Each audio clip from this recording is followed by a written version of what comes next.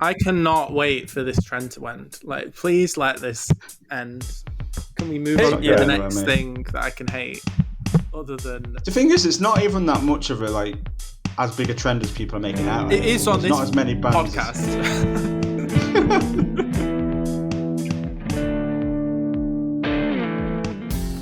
Hello, everyone. Welcome to the Piggy Bastards podcast, episode 51. I know what you're all thinking. Things must have gone terribly wrong if they finally let Sam host an episode. But I'm here and hoping I don't manage to make this the lowest point in our history. We've just had episode 50, so the only way is down, really. Yeah. But this here will be the hangover. Basically, that's what my podcast will be. Here with me, as always, is Fran. Hi, Fran. Hello. How's it going? Good. Good. Yeah. Thinking of ways I can make you nervous about your first hosting, but I've already done all that, so I just won't say anything it's not going to go well. And we got Matt as well. Hi. I think I chose the wrong moment to take a sip of water, which was really quite stupid of me because the intros always go in one direction. There was only one person left. Well. Yeah, but I'm good. Thanks. Yeah, that's good. We're all good, and we've got an interesting playlist to go through, I think. Yes, I'm excited about it today. This is one of the most exciting. I've not felt this excited about finding out what you guys thought about albums for a while. Actually, I think it's going to be an interesting one. That's We've got a good mix. Yeah. So for the new releases, we have "Hop Up" by Orlando Weeks, "Visions" by Red Vox, "Capri Songs" by FKA Twigs, "The Overload" by Yard Act, and for a classic we have Aretha Franklin's "I've Never Loved a Man the Way I Love You," and I will be talking at the end about why I love Lady Gaga. So let's just get straight into it. Fran, which of these albums gave back more than you put into it? Okay, so before I give you an answer, I have to share that I found this a quite interesting question to consider. I'm not sure if your intention was to make me think as much as you did with this question. It was, so yeah. Okay. It was interesting because I don't think I've ever really thought of my listening experience in that way before, like of me having to give something to an album to get something from it, even though, you do have to work on albums, but I don't think I've ever really thought of it in that way. So I don't know if I 100% knew what the question meant, which I probably made clear in the WhatsApp group, but the way I've interpreted it, in the end, I think the album that fits best for me is "Hop Up" by Orlando Weeks. So the reason being that I never felt I had to work with this album. I just sort of instantly connected with it and ended up really sort of falling for it, really enjoying it. I think it didn't take any work from me to get there with it, and the way the album sounds as well. I don't think I had to put a lot of work into, gelling with it. It's just quite an easily listenable album, and in the end, it gave me quite a lot. Really, I found I connected pretty hard to it. I think largely to me, it felt like an album that's about becoming a dad and the journey of emotions that involves, and obviously that's something I'm going through. The songs like "Bigger" and "Look Who's Talking Now" were particularly resonant for me. I think it sort of talks about the idea of your world expanding as you go through such a big change. And then later in the album, there's songs like "Hey You, Hop Up," "Make You Happy," "Big Skies, Silly Faces," that all seem to be about that new connection. They're kind of sweet songs, a bit, you could call them saccharine. I don't find them saccharine personally. There's lines like "I've got such high hopes for you" on "Hey You, Hop Up," which I think are really well done. And then there's other songs like "Silver," which I think talk more about the sort of difficult parts of that, how much you have to put into being a parent and the reward you get. I might be reading too much into this album. I might just be projecting my own mindset on it. I suppose it could just be an album about a new relationship. I'm not sure. But in terms of it giving me something with me making minimal effort, this album definitely did. I think it's a gentle, easy album that invites that connection. And even outside of those things, I think it's a really lovely sounding album that's quite different from the work Orlando Weeks did with the Maccabees. So yeah, in the end, I was a big fan of this one. I did buy the record, which I've not said on this podcast for a while. I know we've said all the time. It surpassed my expectations, as I knew his previous solo album and I wasn't mad on it. I thought it was okay, but I really, really like this one. A big fan. Yeah. Okay. Matt, do you want to jump in? Sure. I'm surprised how much you liked it. I am surprised too. Yeah. I was very confused by this album. Like, there were certain days, especially with your answer, like you have to put less work in and stuff like that. Like, Yeah. for me, it was very subjective whether I hated this album or loved it. Like, there were days where I found it completely unlistenable. Really? It is like the synths are just so, like you mentioned, like so sickly sweet, and it is such like a positive album, and like the tone of it just doesn't sit well, I find, with what's going on Interesting. in the world. Yeah, but not every album and has to, does it? No, it doesn't. But like, if there's a day where I'm just like feeling beat down, or it's so like, sometimes you want to listen to something positive in response to that to help get you out of that rut. But this is so positive that it is jarring. And I don't think I've listened to an album that's just so upbeat and so like it feels like a music equivalent of a big white fluffy cloud. Yeah, and with a that's the front cover as well, isn't it? A load of clouds. Is it? Yeah, the front cover is a blue sky and white clouds, Matt. So. Oh, okay. Yeah, so I'm not the only one who thought that then. But then, like, there were days where I'm just like, I'm in a good mood, I put it on, and it elevates my good mood. It like connects with me then, and there's a lot to like. I like the way he's going. I think it's really interesting. I liked the interplay of the vocals. It felt almost like Simon and Garfunkel with the way that he sings, and then he has some backing vocals. But yeah, I don't know. Maybe I also come in with lots of bias as well because I love the Maccabees. They're like an integral band to me and my teenage years. But it was hard to compare this to that as a result, because it was so sweet. So like, there were just times I just found it so hard to just to engage with it and not be just annoyed. But yeah. So I'm on the fence, but it's not because I thought it was average. It was because every day it was different for me.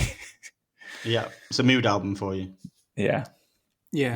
I'm kind of on the same page as you, Matt, but I feel like from a different angle with it. Like, I don't have any knowledge of the Maccabees music. I've no connection there, so I had no idea what this was going to be. And instantly I was like, this is like an album from the 80s. It's so it in a way that it's like it could have been made then. It didn't feel like a new version of that. It felt like an album that had been made then. It felt like Phil Collins or even like Bronski beat at times. His voice sounds really similar to Jimmy Somerville on some of this, and then at other times I got like he kind of reminded me a bit of like Win from Arcade Fire, but like the way just the way that he kind of glides around when he's singing. But I kind of liked how different this was to not only my expectations, but like everything else happening in like alternative indie music, because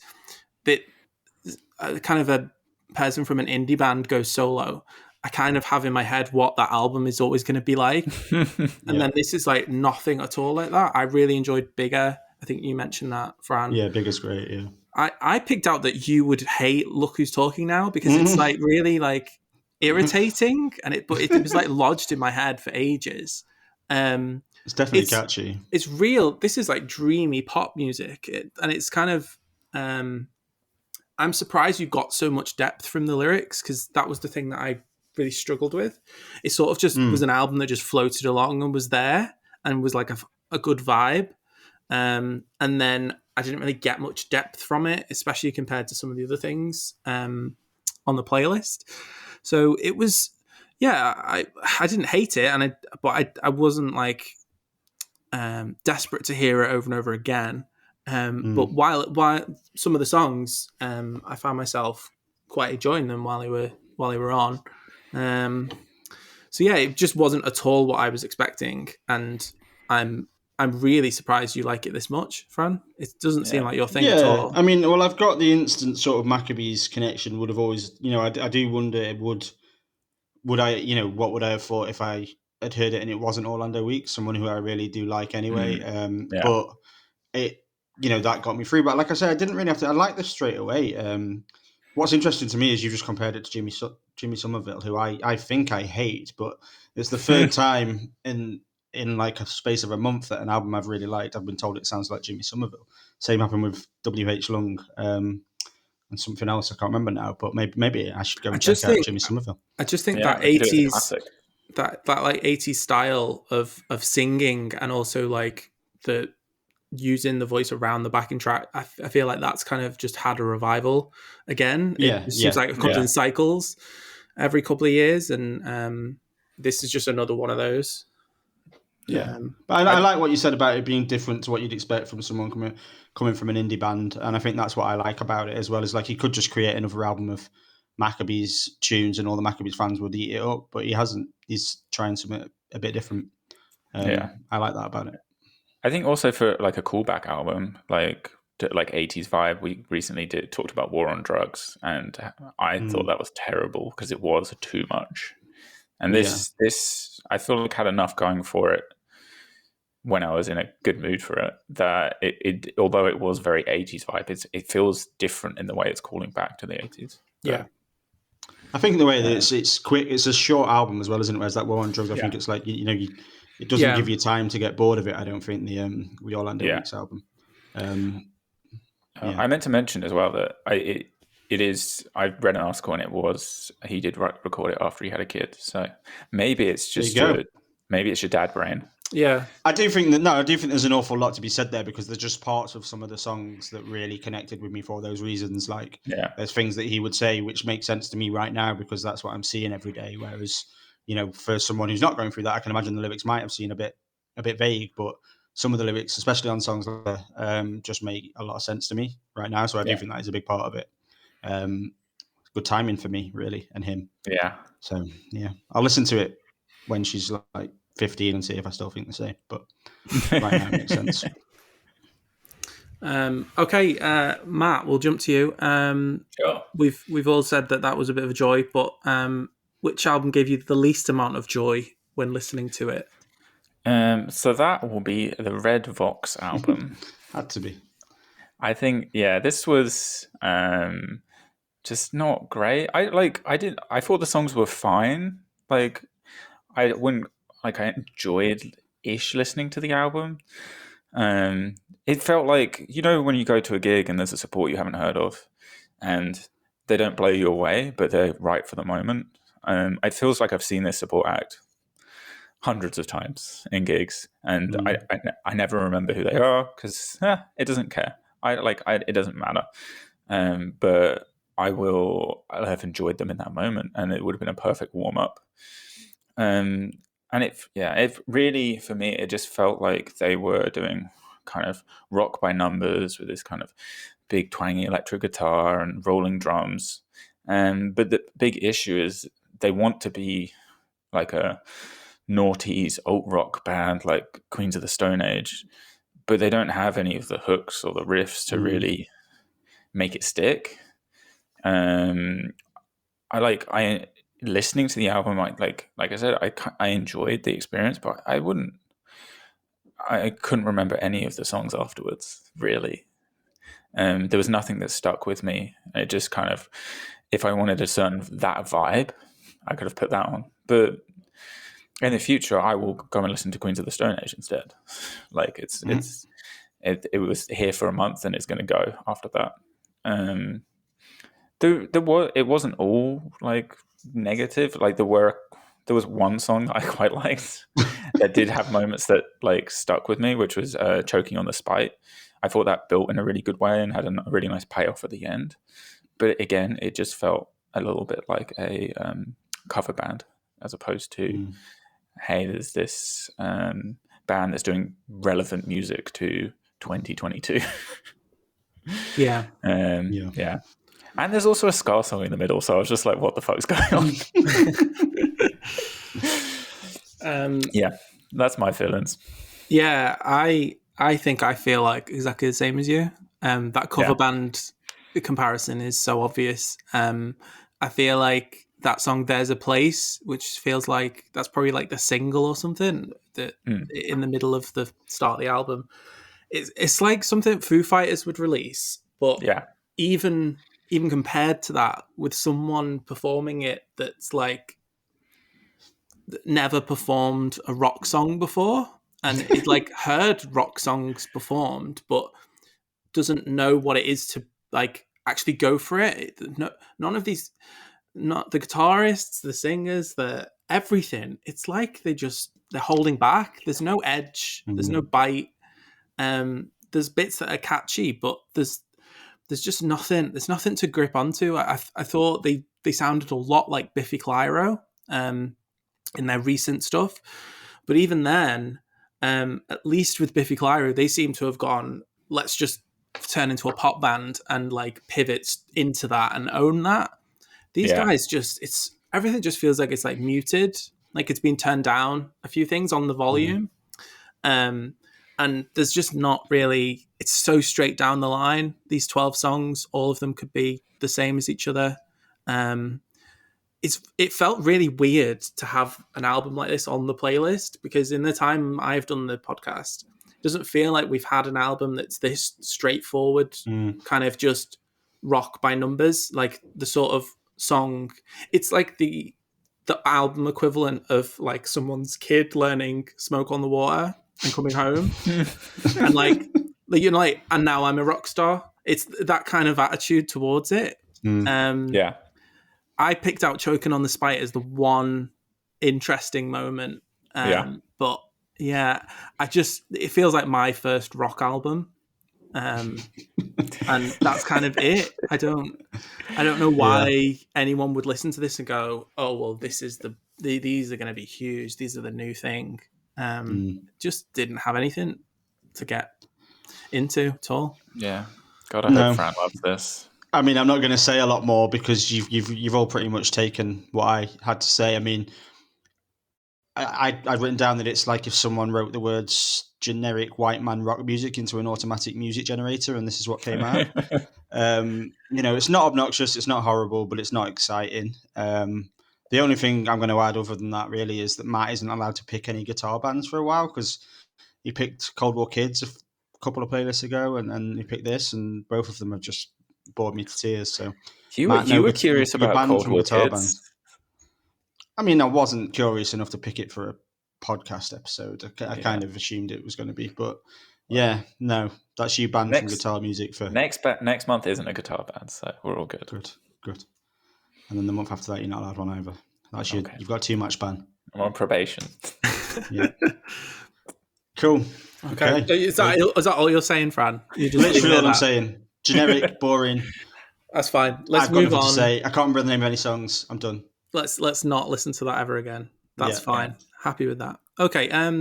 Of the other two albums, well, the other three albums we haven't spoken about, was there any of them that you were like desperate to talk about, Fran, for the next bit? Do you know what? I'm quite excited to talk about all three of the other ones, but as you've put me on the spot, let's go to the classic. Of course, I'll put you on the spot. Yeah. Yeah, cool. We'll go to the classic. Let's talk about Aretha Franklin. I've never loved a man the way that I love you. So you want me to start? Yeah, if you want. Yeah, cool. Go for it. Yeah, so I mean, the only Aretha Franklin songs I knew in full previously were the ones that bookend this album. So there's the amazing cover of Otis Redding's "Respect," which does surpass the original, and then there's Sam Cooke's "A Change Is Gonna Come," that is a good version, but doesn't hold a candle to the original. So as a jumping off point, I wasn't really sure what this meant. That like her two most well known songs were these covers. So it didn't make me dead excited for the album, but it didn't make me dread the album either. But I mean, after listening to it an awful lot this month, I have to say I think I've been missing out on Aretha Franklin for a long time and on a really good album for a long time. I think I was expecting a more disco type sound for some reason. That's probably just me being an idiot. I didn't know much about her. Wow. I really didn't know much about her at all, but it's a really gorgeous set of sort of soul songs that I think have performed really, really well. The instrumentation is much more minimal than I'd been expecting. and it's her voice that does so much of the work. You hear her all the time named among the best voices in music, and I do think she deserves that. I think she can show a real huge range of emotion with her voice. I think there's Dr. Feelgood. She sounds really pained. She sounds really strong on Do Right Woman, Do Right Man. She's got like a fun performance on Good Times, powerful on Respect.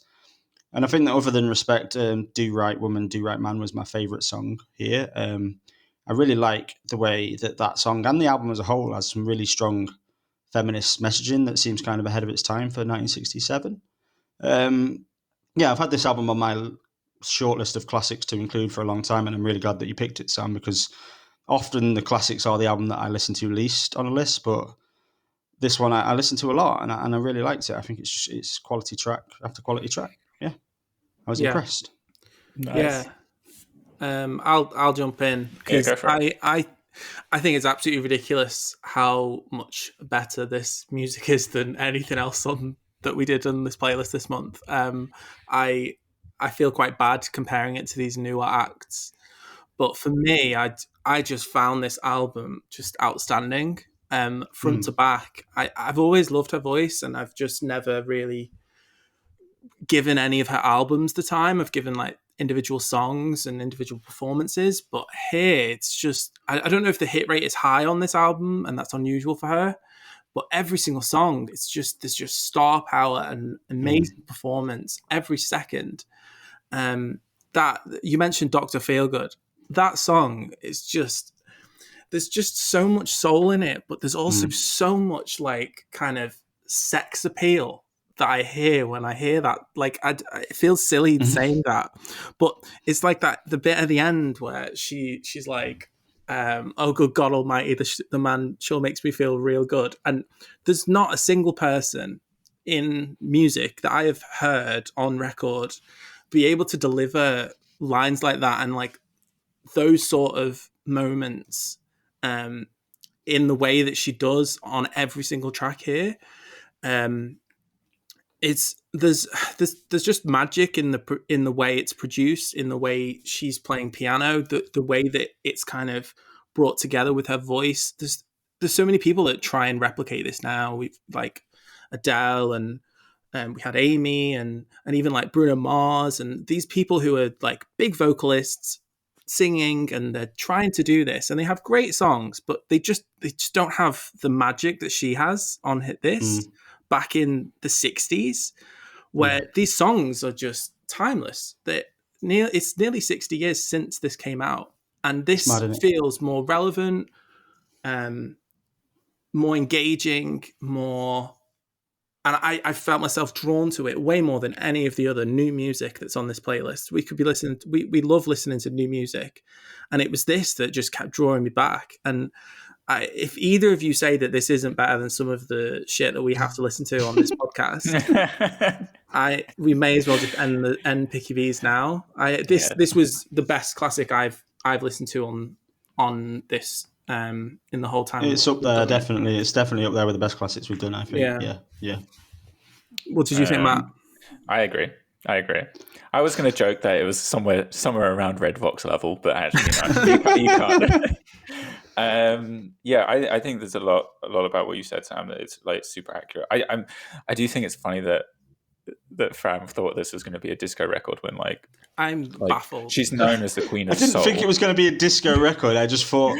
I think what I meant by that is I think it was going to be more of like a dancey, like more of an upbeat album, because I literally, I mean, Respect's the main song I know, and that is a more upbeat song. So disco was probably the wrong choice of word, but I thought it would be more like lively, full on. I thought it'd be quite full on and quite dramatic, but it's not. That's what I meant. I take back the word disco. Yeah.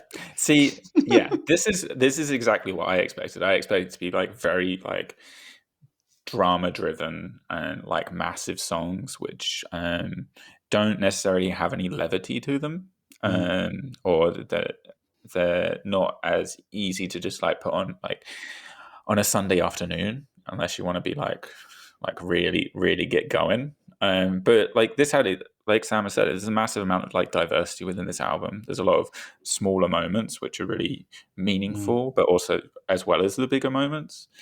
I I feel like I actually knew a lot of these songs. I don't know how, because I've never listened to this album before. But I guess just through osmosis and living and people playing it around and about. And so it was really like nice to hear them as a collection of songs. And then the songs that I didn't know, I also really liked as well. I don't like to pick up, like there wasn't a dud at all in any of these, which is I think a rare thing, especially it's something I always look out for, especially in the classics, because if it's something that's going to be revered and held up, like if there's 2 or 3 songs which are really dragging it down and people have just been ignoring it for 40 years, that kind of sucks. But like this, like there are high points, but every song is still also a high point. And for me, what really stood out was the way everything was. Like obviously her voice is amazing.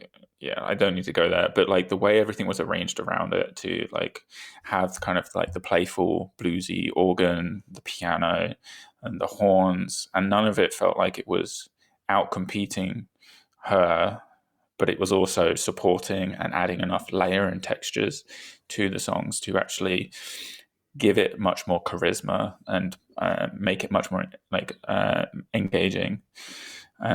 What I think that is the struggle that Sam was talking about with modern artists is it's getting that fine-tuned balance, right, of making the song really something you want to appeal to without it just being, hey, look at this voice that's amazing.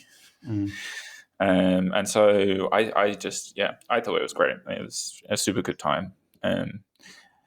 I think it was much more fun than I was expecting, which I really liked and enjoyed. So this was good pick, very good pick. Yeah, definitely one of the few classics that deserves classic status that we've had. I think we say this sometimes. Like, a lot of the classics that we pick, you're like, well, no, not really, but every now and then we get one that is a true classic, and this definitely is. I think. Sorry, Sam, you were going to say something. No, I'm glad we picked it as well, especially coming straight after the album I'm going to talk about now, which I need to get rid of from my life. I think we're finally going to get some disagreement now. Which is the shock of everything is obviously that I absolutely hated The Overload by Yard Act. Shocker. And not even like I cannot stand this album. I feel like a broken record when I talk about these things, and I know it's funny and like you guys love the post-punk stuff and I don't, and it's fine. And then I talk about the things I like about them and that I don't like. We've listened to so many of these kinds of albums, but at this point, I'm just convinced this must be like a practical joke that everyone's playing on me. Because is it that no one can sing anymore? Is singing uncool? I'm like out of touch. Like I feel like the Skinner meme of like it's the children who are wrong. Like I think I've said that before as well. Like this is someone talking next to me at a gig really obnoxiously. Like that's it. It's completely unrelated to the music.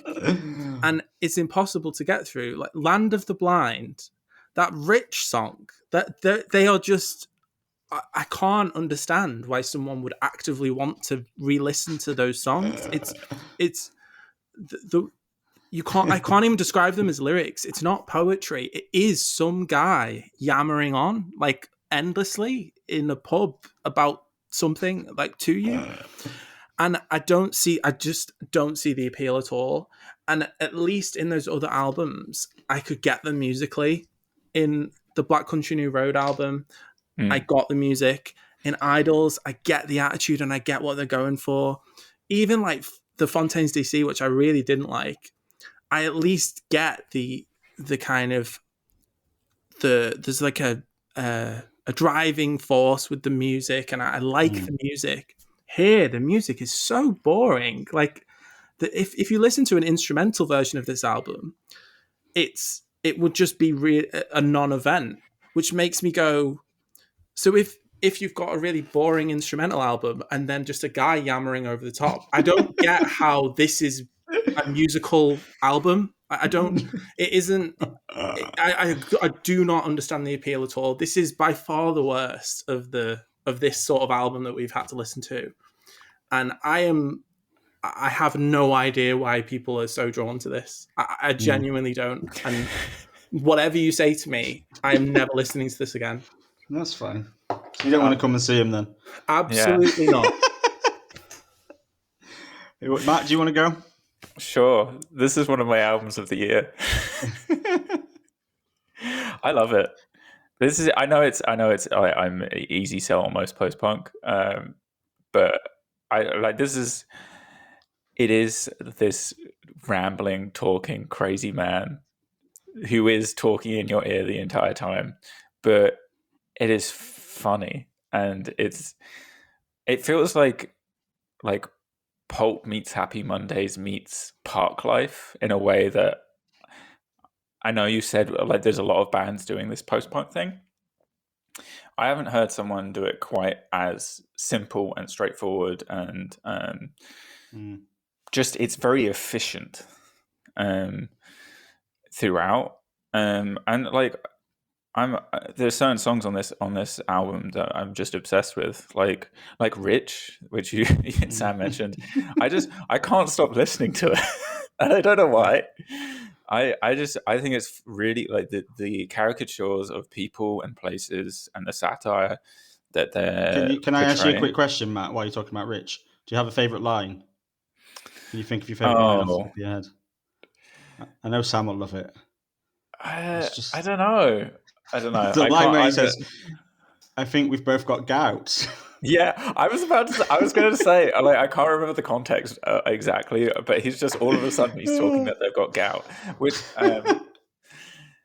yeah, it's just like isn't the gout like a disease of the rich, right? So yeah. Great. Sorry, carry on. But yeah, I like, despite enjoying it, I recognize all its flaws.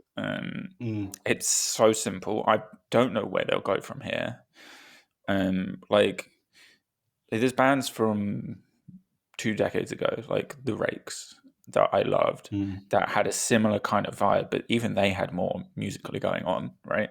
So I could see them stepping that up, maybe, but maybe not. I don't know. I don't know where they go from here. But for an album, I had a really good time listening to it. So Yeah, I mean, I don't think anyone's going to be massively surprised to hear that it's right up my street as well. I like their attitudes. I like the performance. I like that they can be sort of profound in one breath and funny in the next. Obviously, they are part of a genre that's having a heyday. But there's something about the stories they tell and the way he tells them that made me think of The Streets, actually. Yeah. It's like a guitar-based version of Mike Skinner. Which a lot of the other stuff in this genre at the minute isn't. It is more of a storytelling album, and it is, for that reason, the music is less important, I think. I can understand that sort of view that the music's a little bit weak at times, but it does its job, I think. Like other bands that us Picky Bastards have disagreed on a lot, they aren't subtle in their messaging, but that doesn't really bother me. I think there's a bit of snobbery around this sort of music at the minute, and this is not what I'm not saying this about you, Sam. You just don't like this type of music, and that's fair. But I think there's people who do like this kind of music are now saying that some of the bands like this and Idols are, you're just speaking into an echo chamber. When in reality, actually, I think that it's a form of music that has fans that don't hear some of the things they're saying. So I think it's actually quite important in that regard. But yeah, they do wear their political view on their sleeves. And they don't massively feel like they're saying anything new, but then they say it in a fun and engaging way for me. And then at times they are profound. I think the song Tall Poppies, which is about a friend who passed away, is really quite powerful. I think the final song, 100% Endurance, is a bit of a cliche. It's one of those sort of songs about what the meaning of life is, but I think it really works. I think the fact that they're so purposely unsubtle does really work. I think Pour Another is really one of the catchiest songs I've heard in quite a while. It's been stuck in my head all month. I like the title song. I like Payday. I really like Rich. I do think it sags a little bit in the middle of the album. I think the songs Witness, Land of the Blind, and Quarantine the Sticks are my least favourite songs. But none of them are bad. They're just, they're not great. So yeah, my reaction is definitely positive. It's I have bought this album on vinyl as well. So oh my gosh. And I don't want to contradict myself too much at the end here, but I am a bit confused as why these are the band that have broken through in the way they have. I really like them, and I really like this album. But there's loads of good stuff in this genre, and Yardak seems to have struck an extra chord with a lot of people. There's something else that's really pulled them in, and I wonder, Matt, if you've got thoughts on that, because it sounds like you liked it more than some other stuff in this. But they're fine, they're really good, but they're actually doing similar stuff that aren't quite as successful. So I have been a little bit confused about what's elevated I think them. it's just poppier. I think it's so easy. And it's like the jokes are very simple. Like lyrically, like I'm not someone who pays attention to lyrics, but I get what's going on, and I don't have to pay attention to understand that. And I know a lot of other post-punk bands are doing that, but this is more pop than a lot of those. Yeah. So I think it's just a little bit more accessible. Plus, I think they also have good videos as well, which I think goes a long way these days. So I haven't seen any videos, but I will go and watch them. They seem funny. to have it seems to be that they have like a big online presence as well, and in a way that I feel like the other ones don't. Like this was in like a big like chart battle, and they sold way more copies than they would have done. They were doing like gigs every single night of the week, and they put a big thing up about how like it was like against how they'd ever acted before, or like that it was like they were part of the machine that was making it, and it was contradictory, but they wanted to see what they could do. That it felt like they were, maybe that's why it feels like they've kind of broken through more than they probably have. Maybe they're shouting more about themselves online than some of the bands do. And then I imagine in the arenas that I read stuff and that I see stuff, those people will be sharing. If they were doing that big campaign, then that would have been shared a lot. Yeah, where I see things, I suppose. So makes sense. Yeah, makes sense. Okay, well, you answered my questions. Thank you. We've got one album left. I know you've just spoken, Matt, but why don't you jump in on FKA Twigs? Sure. So this is Capri Songs. And so I this was another album I had kind of a tough time with, whether I was again, depending on my mood. Like sometimes I really liked a lot of this album, and sometimes I was just like, what's going on? Like it is firstly, the album is far too long. I find it's not just long in length terms, but there's a lot of different tracks and little vignettes here and there. And I don't think they're all adding something. And there's lots of ideas that feel like they're not fully realized. And then for me, it comes back to kind of something I've always felt with FKA Twigs is there's very few of her releases where I'm like, this entirely from start to finish is like A tier, like top quality. I love everything that's going on. I think it's very hit and miss. I think some of her earlier EPs, because they're so short, it was like, oh, this is all really good. But as it's gone on, I've liked her albums as a whole less and less. But that said, there's still like lots I do like about this. Like she has such a good sense for like rhythm and like the beats underneath her. But this is, as an album, seems like a bit of a left turn. It's much more straightforward than some of her previous work, less challenging, less experimental, and it feels like more just on the nose R&B in a lot of it. Not all of it, but in a lot of it. And so the kind of weirdness of the music that she was previously doing, like even just the weird things she'd do with her voice, I miss that. And so instead, like the stuff she'd do with her voice in this is more just like your standard pitch shifting stuff, which everyone's doing. And so I don't know. I can get that maybe she wants to try something a bit more straightforward because doing what she's been doing previously must be pretty exhausting. But I just didn't connect with this album as much as a result of this kind of change in like ethos behind it. And then I think the last thing is just I don't think any of the features really added anything. I love Georgia Smith. She turns up. She's got great vocals. I don't think that song is very good. I didn't like that song at all. So I'm just like, okay, like what are we doing here? And I feel like that's consistent with the many, many features that are across the album. So I was just like, nah. So kind of like some days good, some days bad, but mostly disappointed with it. Okay. Yeah. Do you want to jump in, Fran? Yeah, sure. So I'm going to start with a slightly tenuous comparison, but let me get through it. So when I was thinking about this album, thinking about FKA Twigs, I was thinking about how she holds a similar position to Little Sims for us at Picky Bastards.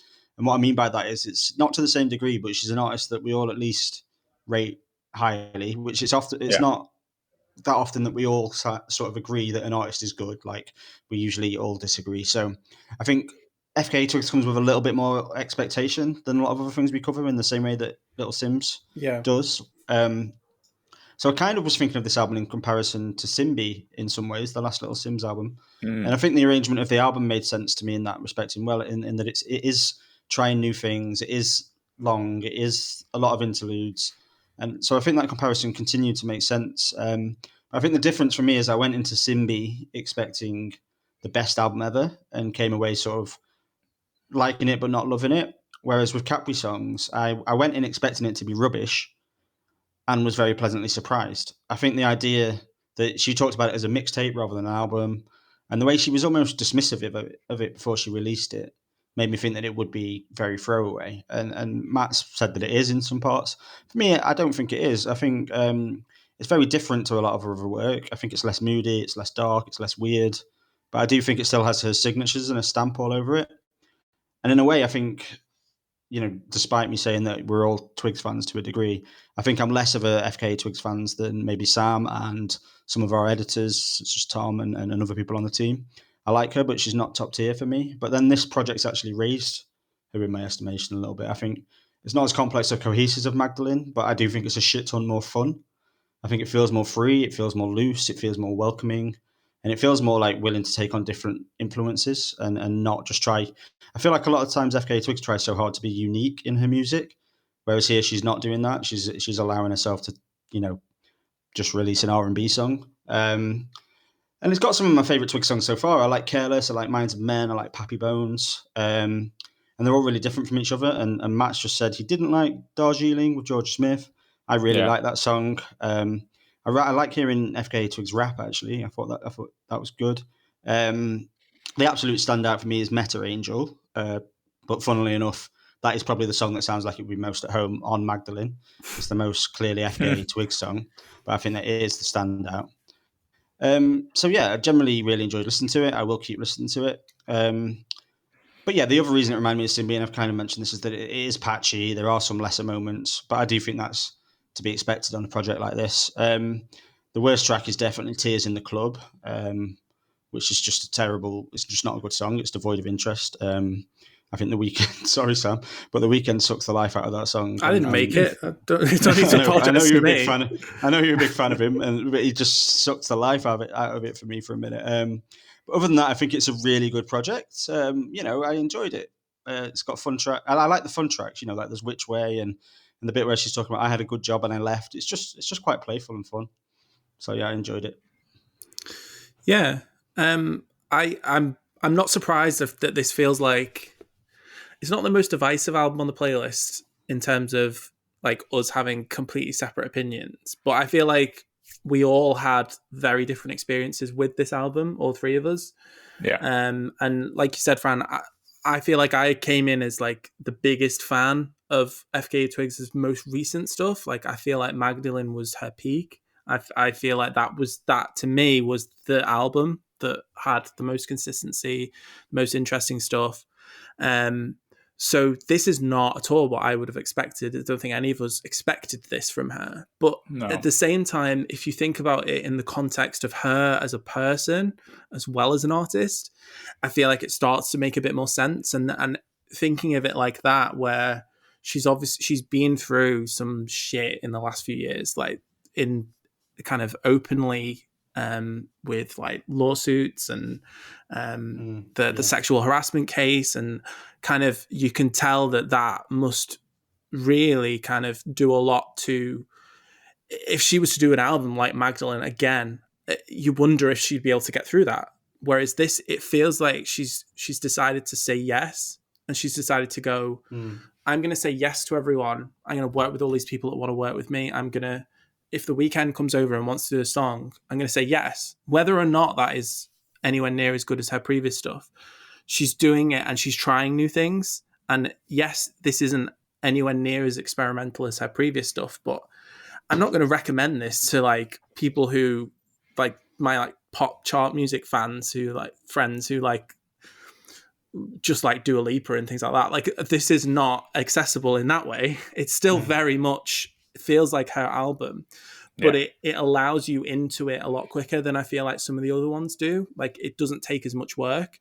I think for me, the key selling point of this is that I've always thought of FKA Twigs as a dancer as much as a singer. And to me, that's been her biggest appeal to me, because I'm a huge fan of dance, and I love the way that she always incorporated that into her performances. But this feels like the first time she's done that with the music itself. Like, she's pulling dance music from various genres. She's pulling it from R&B. She's doing lots of dancehall records. She's pulling it from the more experimental stuff, and then also kind of chart-friendly pop. And when you think of it, when I thought of it like that, it feels the fun aspect that you're talking about, Fran, that really comes through. Yeah. I've never listened to anything by FKA Twigs and thought this was enjoyable to make before. Yeah. It always feels like this was hard and she had to recover for 7 days to get through this. Whereas this must have been a joy to create as well as release. And whether or not the reason she said it's a mixtape is because of that, and she thinks it's not fully her artistic view, or like what she's trying to be as an artist. But yeah, I really like seeing her feel a lot more personable and like a real person. She can kind of feel a bit like a weird alien robot thing or something in her other music, like unattainable. She is her own creation. Whereas here, you get the sense she's just a normal person. She's talking to her friends. She's talking to the people that she's collaborating with before the songs. Yes, it's a bit of a mess at times, but I really enjoyed that side of the album. I picked out Pappy Bones as a massive highlight. That should have been like a Rihanna single. I picked out Jealousy and Honda. Like, I really like the dancehall stuff. But yeah, I have no idea where she'll go after this. I don't know if she'll return to the previous kind of more darker, more introspective, that style of thing. But I don't see this as a kind of... I don't see this as her just letting go of that and trying to do something really commercial, which was my worry going in. I got a lot more out of it than I expected. Whether or not this is the best music of her career, that's probably not. But it's refreshing, and it feels like a bit of a reset for her as a person. So that's kind of welcome to see, I think. Yeah.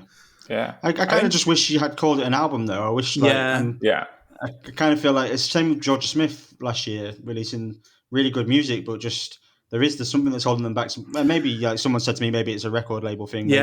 I wonder with this, like the way that it was released and the fact that there isn't a physical release for many more months. I wonder if this is one of those things where she's put this together, and rather than wait and collate it into an album or create a one-off thing to release, she's gone, I want to just put this out as soon as I've done it, as soon as I've finished with all these songs. And maybe that's the case. This sort of the difference between mixtape and album does feel like a label thing rather than an artist thing a lot of the time. I think I need to give it some time, because I had no idea about the like background surrounding this, and I came in with high expectations. And so I think I put too much on it. And so maybe I need to give it a couple months and go back to it. Because like you say, there's a lot going on in here that is good. And maybe if I just check myself. You were saying about the Yard I'll make Act some more from videos it. as well, Matt. If you go and watch the videos, like Yeah, Angel, like Sam was saying, she's an amazing dancer, and her videos are pretty sensational. So I did check out some of those, and often those were songs I liked. Yeah, there we go. Okay, that's the meat of the playlist.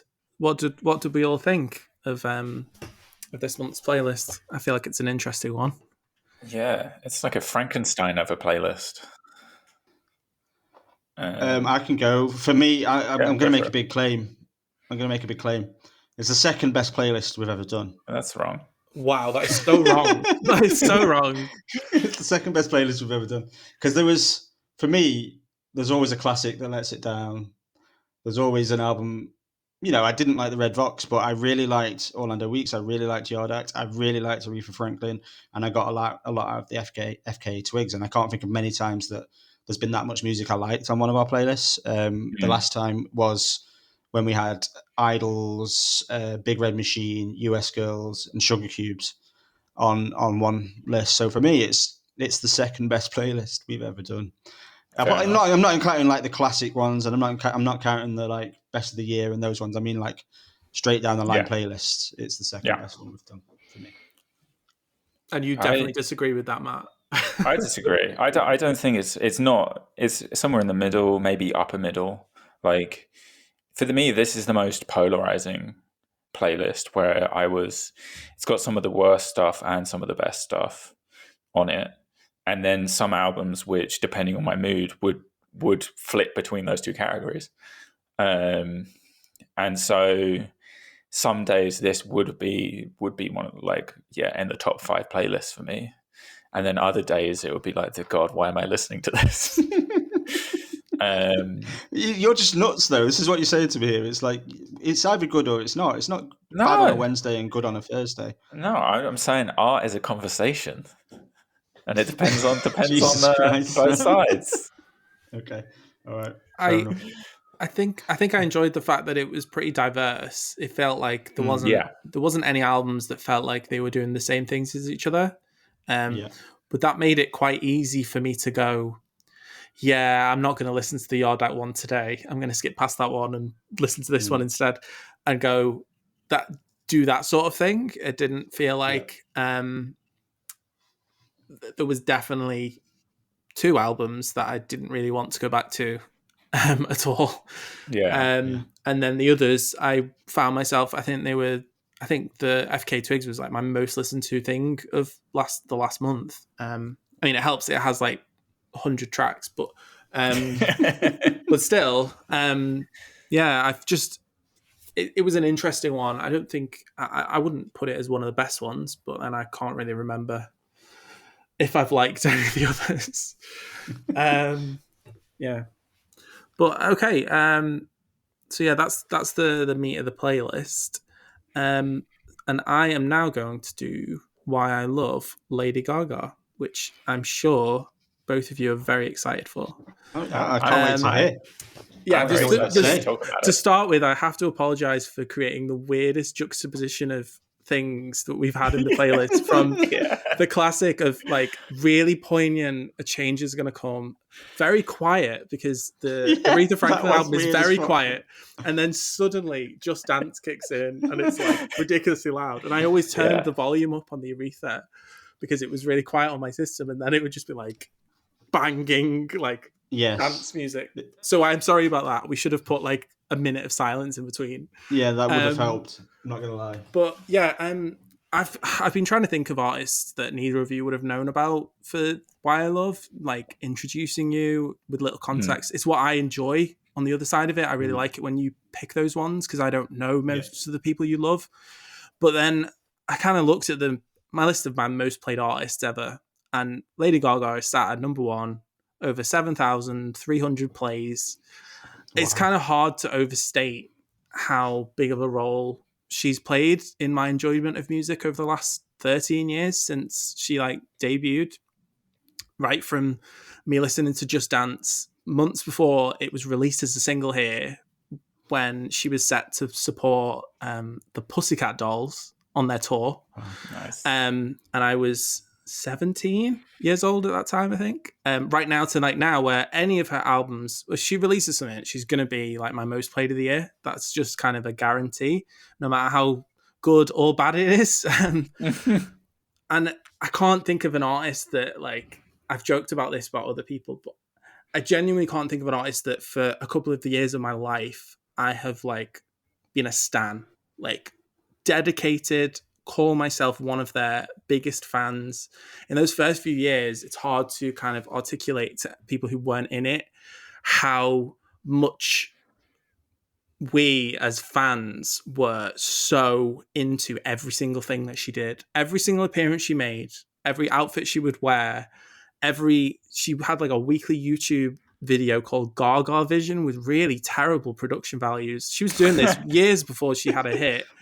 And like every video performance on a TV show, huge anticipation whenever she'd do a video of just a glimpse of it, of something or a performance of a song, and every single thing felt like a moment, and I was fully invested. And there's no one else, there's no other pop star in my lifetime that's captured me like that. I imagine this is how people feel when they grew up in the 70s or the 80s and they had Prince and they had Madonna and they had these kind of icons of music, and that everyone knew, and everyone knew of them, whether or not you liked the music, you knew of them and you heard about them and you could talk about them.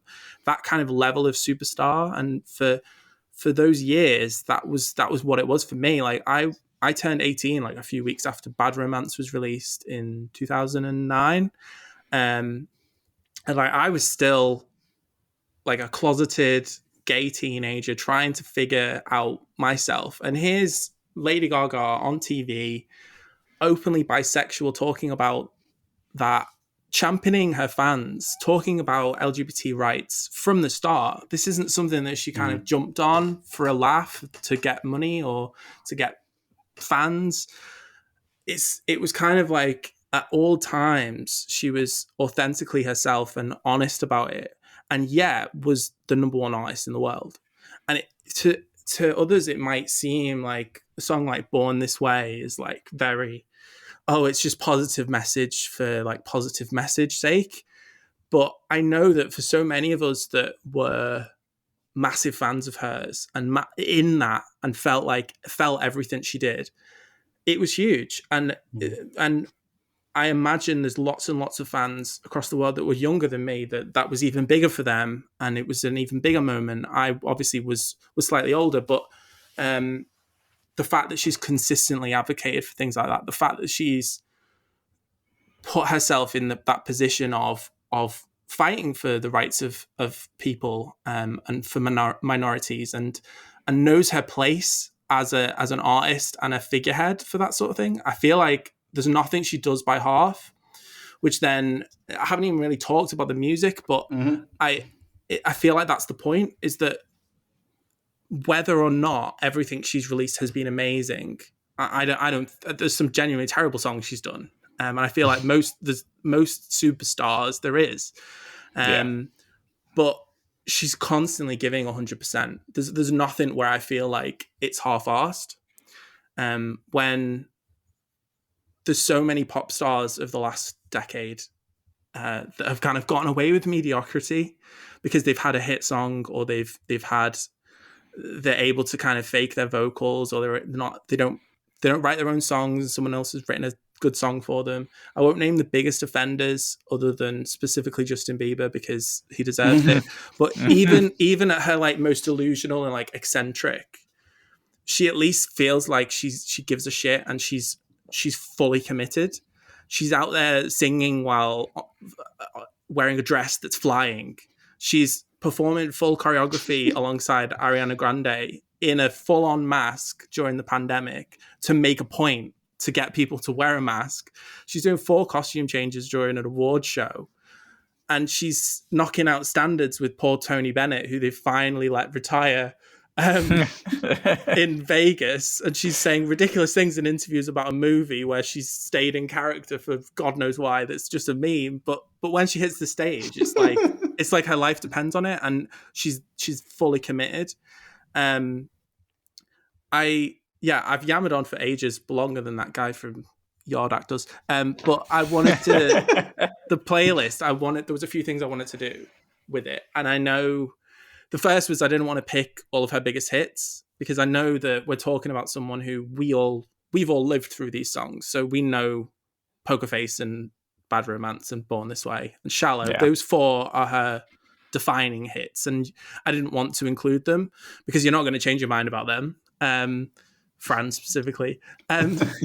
Just Dance is probably the biggest hit here, but it's hard for me that the impact of that song, I feel like it doesn't get enough credit for the change that it made with pop music and the chart.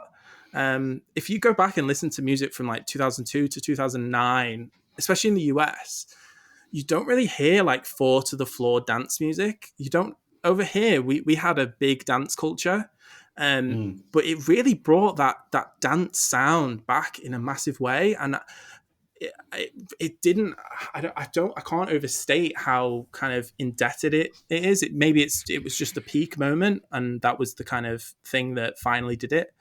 But that song was such a huge moment. I wanted to pick a few of the crazier bits, like Government Hooker and Heavy Metal Lover, just to see what the hell you think. And then I've picked up something from every album, even though I feel like a few of her albums are way, way better than the others. She does sort of have diminishing returns as an albums artist. And I feel like the middle part of her career, she was the albums were really struggling to live up to her first couple. But I wanted to show the differences with how she's moved from like the kind of insanity of like art pop era to like being adult contemporary, Joanne, Star is Born, Look at Me, I'm a Serious Actress kind of thing. And then back again to like straight up dance music, which she's kind of back in that zone. And then I wanted to pick an actual jazz record, but for some reason, my favorite one that she's done, she sang Bang Bang, My Baby Shot Me Down. That isn't on Spotify. So I've picked Le'Veon Rose from A Star is Born instead. And yeah, I just wanted to end by just kind of picking out what my favorite song of hers would be. And that would be a toss up between the kind of stadium rock of something like You and I think when I've seen her live, to me, that's where she shines, where she's kind of sat at the piano and she really feels like she's one of those all-time stars on the stage. And then the final song is probably my favorite, Marry the Night. That has the chaos of so many of her songs, where it's just effortlessly catchy. It's so danceable, but it's just wild. And that kind of thing on the edge of, is this all going to collapse? Is this going to work? She's trying to do too much at once. And it's that kind of, that attitude that I feel like she's brought to her music for so long and just brought as a person. I genuinely can't imagine being into music over the last the last decade or so and her not being involved in what I was listening to. So yeah, that's what I picked. I don't want you to hold back because I know we kind of do this on the Why I Love, but then it's when you've picked someone and it's like some slightly more obscure person, no one really knows them. It's like, I don't think that Lady Gaga is going to mind that they get slated on this on our silly podcast. But I genuinely want to know, because I tried to pick a diverse mix of things that I thought at least something you're going to get from it. And hopefully you don't hate me for making you listen to this. So yeah, do you want to go, Fran? Because I feel like should I go? Man, it's going to be more on my page. All right. Well, honestly, I'll be honest. It was a hard one for me to decide how to approach this, because you just kind of hinted at that. Like, I am a miserable bastard. I like to lay into music on this podcast, but when it comes to the why I love sections, I really do like to try and look for the positives. I think, like, having put a lot of these playlists together, you do put a lot into it, and you do want people to get something. So I always really try and find something I love about it. And you've just made it even harder, Sam, because a lot of what you just said then was really quite poignant. Actually, the stuff around being young and her attitude helping you to sort of understand yourself better. I mean, that's massive. That's what you look for in music. So yeah, you made it even harder for me. I already didn't want to lay into it. And look, she's huge. She's obviously well loved. She obviously means a lot to people, and she obviously means a lot to you. And what the playlist did do for me is it shows that there is a lot of different styles to her. She isn't one note. She does a lot of different stuff. Um, but it was a huge challenge for me to listen to this playlist. I'm not going to lie. I'll be honest. It's probably the least I've listened to a while of playlist. I did listen to it a fair few times, but listen, without sounding too harsh, I think if you were to ask me to create a playlist that demonstrated the things I least enjoy in music, I would struggle to come up with a better example. Wow. Okay. But I didn't go away from it thinking she's a bad artist, as I have in the past with some YA loves that I'm not going to mention. I don't want to upset anyone. And I didn't go away struggling to understand how you can be such a fan of it, or how someone can be such a fan of it. I get it. It's just so far removed from anything that I personally enjoy.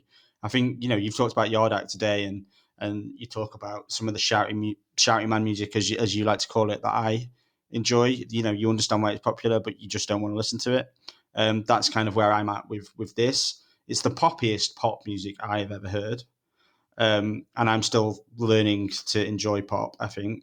And just to turn one of your stories that you tell sometimes on its head, Sam, you quite often tell us how your partner, David, comes and asks you to close the door when you listen to something like Fontaine's or Idols for the podcast. Kirsten, my partner, has heard me listen to a lot of music over the years for Picky Bastards, but this was the first time she ever came and asked me to listen to it when she's not around. So Wow. You did achieve that. But yeah, what can I say that isn't, I do, it's really interesting to hear. Like, I really enjoyed listening to you talk about why it means something to you, because it was hard for me to get my head around. But it makes more sense to me now. So as much as it's not for me, I do think it's really valuable music.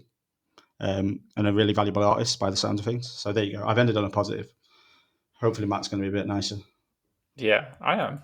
I'm surprised you say it's the poppiest pop you've ever heard, because there's people making poppier pop than this. I think it was much more interesting than I was expecting. I think, Sam, you were talking about some interesting stuff when you think about icons as opposed to like a pop star. Like, if I think of an icon, there's not really many these days. I jump to Beyonce and probably Lady Gaga as well, and that might be it. Because she's always interesting and doing something weird to like subvert like mainstream culture in some way. And as much as I didn't like, especially in my teens, didn't connect with her music because I was like all guitars all the time. I always thought she was doing something cool or weird, to kind of stand out. And so that, like, it stands her separate from the rest. And then musically, like, obviously there's a few tracks I knew, like Just Dance. But there was a bunch I didn't, and they were much more musically. Some of them were much more musically interesting for me, I think. Specifically the dancier ones, I thought, like, let me think. Like the one Government Hooker that you put on. Yeah, I thought the music in that was really, really cool. I really liked when she had a more dance electronic sound, and it went much harder into that genre than I was expecting. Similarly with Alice, there's just that like kind of 90s dance music vibe that I just wasn't expecting, and I really, really quite enjoyed. And even listening to like some of her like the big hits, I was expecting to be kind of transported. This might be showing my age now, but I was expecting to be like thinking about when I used to go clubbing when I was like 18, and now it just gives me like happy memories of going to weddings and stuff like that, because that's now where I associate that music with, is like, oh, let's put on the classics, and everyone's gonna have a little dance. So that was kind of nice. I think that, like, yeah, Just Dance and Paparazzi and Alejandro, things like that. That said, some of the stuff I didn't like that much. I really don't like the movie A Star Is Born. Yeah. And I don't like any of the music associated with it. Because I hate the movie so much. I just found it kind of an unbearable movie. I generally, when she's singing the more classical styles of music, and when you put it like she wants to appear more adult, I'm just like not as interested. Because she has a real talent for being something different and special. Like, stay doing that, and not. I don't need to hear jazz standards. Like, if I want to listen to, sorry, I know you picked La Vie en Rose, but yeah, but I specifically didn't pick like her singing like a song with Tony Bennett. Like, I wasn't going to, because I don't really listen to that much. I tried to pick something at least that I feel like showcased her as a vocalist specifically. Her talents. Yeah, and like, she like she has the skill, obviously. But yeah, I think I think the other thing that surprised me was I quite liked the country track as well.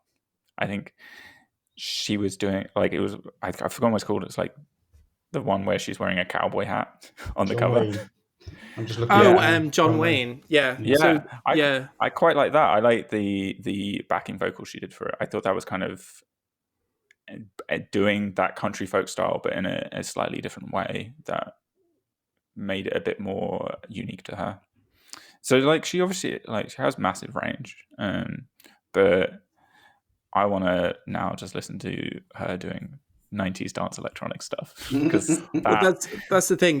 It's interesting you say that, just because it's kind of like that song Alice, that's from her latest album, where that felt like a big return, and it was the first time she'd done straight up dance music since the kind of the other tracks that you mentioned back in like kind of 2011. So it'd been nearly a decade really of kind of pivoting into either wilder pop music or that more country-ish vibe, or the jazz, or the standards, or doing kind of more ballady stuff, where that was where her success kind of was. But it feels like she's kind of managed to return back to that sound that she originally had. So yeah, it's interesting you picked out on both ends of that career, basically.